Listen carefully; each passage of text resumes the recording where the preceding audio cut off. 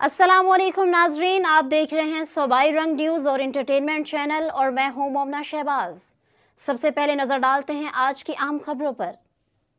खबर शामिल करते हैं भक्कर से। हमारे ब्यूरो चीफ सईद मुशर्रफ अली शाह की रिपोर्ट के मुताबिक additional IG traffic Mirza Farhan Baig, DPO Bhakkar Mohammad Abdullah के हुक्म और district traffic officer Malik Shahzad Faiz की हदायत पर भक्कर ट्रैफिक एजुकेशन ने ट्रैक्टर ट्रालियों रिक्शाजात पर रिफ्लेक्टर लगाने और हादसा से बचने के लिए आगाही मुहिम दी।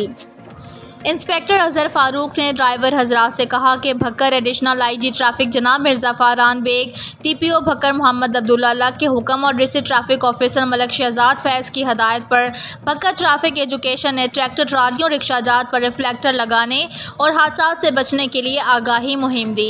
इंस्पेक्टर अजहर फारूक ने ड्राइवर हजरात से कहा कि ट्रैफिक कवानीन पर अमल करके अच्छे शहरी होने का सबूत दें, रात को रिफ्लेक्टर और बैक लाइट्स का इस्तेमाल करें, रेत की ट्रालियों पर लाजमी तरपाल का इस्तेमाल करें, कवानीन पर अमल करके अच्छे शहरी होने का सबूत दें।